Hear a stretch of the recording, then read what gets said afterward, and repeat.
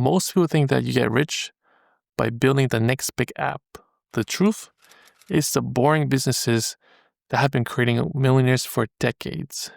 People will always need their homes cleaned, drains fixed, or pests removed. These businesses never go away. They're simple to start, don't require much capital, and the competition is so fragmented that even the top players only own 10% of the market. I know this because I started a cleaning business with just $500, and today it makes over $5 million a year. Let's start with the first boring business. You probably see this every day, but you never think of it as a moneymaker: vending machines. Marcus Graham's stories starts in 2018, and he was making about $30,000 a year and looking for a way out. One day, a friend notices a woman pulling cash out of a vending machine and said, "Maybe we should try this." And that small spark turned into a side hustle that completely changed Marcus's life. He bought his first machine for about $1,500, and the math was simple. Buy a Coke for 55 cents, sell it for $1.75, and you profit about $1.20. And one machine might make $800 to $1,000 a month. But here's the catch. Location is everything for a vending machine.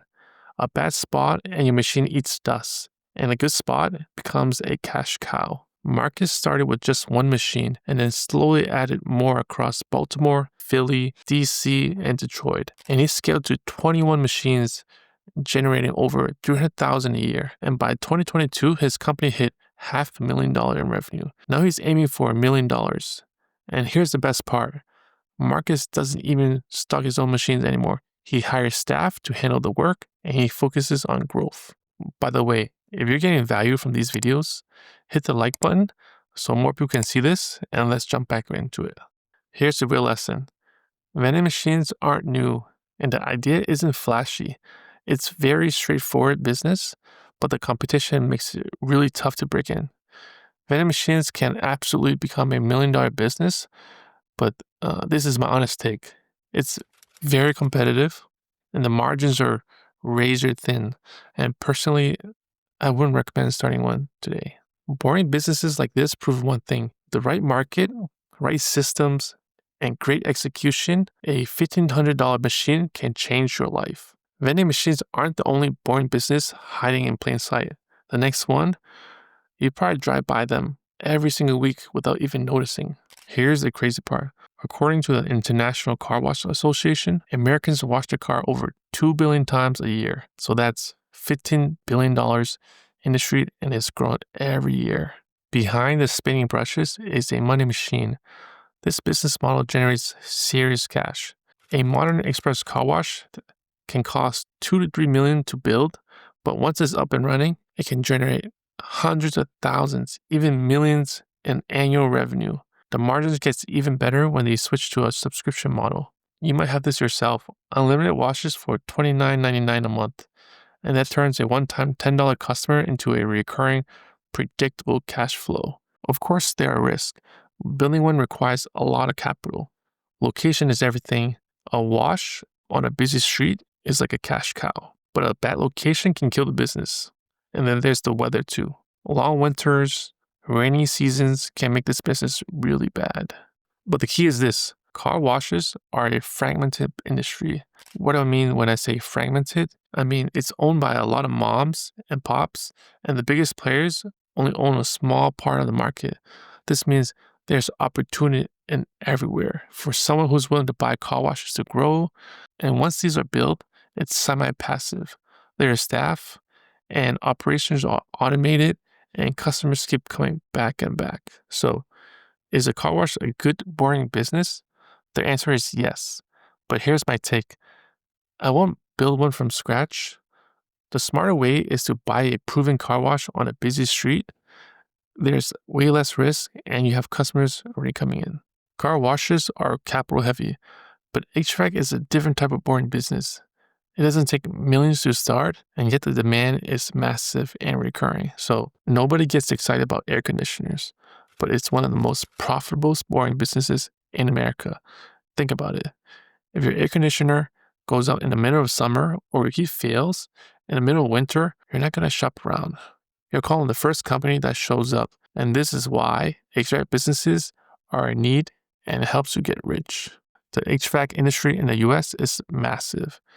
Contractors, both residential and commercial, both generate over $160 billion in revenue every year. And demand keeps growing as more homes and buildings go up. So HVAC systems need regular maintenance. They wear out every 10 to 15 years, and every new construction means more units to install. That creates a steady stream of recurring service and big ticket replacements. The money is serious. A single residential HVAC replacement can cost $8,000 to $15,000, and service contracts brings in reliable recurring monthly revenue. And here's what makes HVAC so attractive. No single company owns this space, and the biggest players hold less than 10% of the market, leaving this business thousands of local operators to compete for business.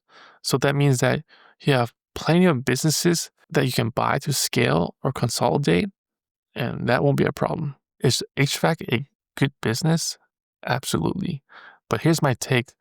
I won't start one from scratch, and the smarter move is to buy one from an owner who's retiring with years of experience and a customer base already in place. So the next boring business is something you see everywhere, but you rarely think about it, and this is self-storage. People pay thousands of dollars just to keep stuff that they don't use. Why? Because people love their stuff.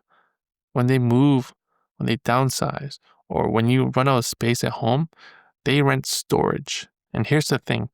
Once their things go into a unit, they rarely come out. It's like the same thing you see in storage wars. Lockers full of forgotten stuff. That's why the average storage customer stays for over a year, even when they thought that it will only take a few months. This business is very straightforward, but the returns are really strong. Build or buy a storage facility. Divide it into units, charge monthly rent. Not like retail or restaurants, you don't need a lot of staff. And facilities can run with just one manager or even an automated kiosk. And that means low overhead and predictable cash flow. But there are risks. Startup cost is high. Building or converting a property into storage isn't cheap. And just like car washes, location makes or breaks a self-storage business. So in rural areas, units can sit empty, and in cities and suburbs, they're full all year round. Once the facility is full, it's semi-passive and it's a cash-flowing asset. And that's why PE firms have been buying up storage centers in recent years. And the business is boring? Yes, but the returns are also good. So, is self-storage a good business? Yes. But here's the reality. It's very competitive and it takes a lot of capital, and location is everything. So if you don't have experience, I won't start from the ground up as well for this one. The smarter play is also to buy an existing facility that's already proven and cash flowing. The last boring business might be the least glamorous of all, portable toilet rentals. But don't laugh, because this industry quietly brings in billions every year. And this might be the most boring business on the list: portable toilets. You see them in construction sites, festivals, outdoor events, but nobody thinks about them. But the rental industry is worth over $2 billion in the US. Here's how it works. Every construction project, public events, or outdoor gatherings requires a portable restroom by law. And this means that steady, non-negotiable demand. So companies don't care about these brands. They just want clean, reliable units delivered on time. So the numbers are great on these. A single porta potty might cost $700 to $1,000 to buy, and you can rent it out for $100 to $200 per month. And you can add in delivery fees and servicing charge, and each unit can pay for itself off in just a few months. After that, it's all profit, especially since many of the contracts are long-term. So big events and construction sites might rent dozens of these at a time, turning to a handful of units into thousands of dollars into recurring revenue. Of course, there are downsides to this. You need trucks to deliver. You need to service the units. Cleaning them is tough and smelly, and competition can be very intense. But like most boring businesses, execution matters. Late deliveries, dirty units, and you'll have your clients leave really fast. That's also the opportunity. Most people avoid this industry, which means less competition for those willing to run it. And once you build a system, it's repeatable, it's predictable, and it's scalable. So, is portable toilet rental a good, boring business? Yes. If you can handle the ick factor, the low costs, high margins, and supported by steady demand from construction and events, it's not glamorous, but boring businesses rarely are. And that's exactly why they make millionaires. These 5 boring businesses prove that you don't need the next big app to build wealth. You just need to execute on the right ideas. So, if you want more of these deep dives like this, hit subscribe and click on this video where I break down the biggest mistakes people make in their small business. And let me know in the comments, which boring business would you start and why?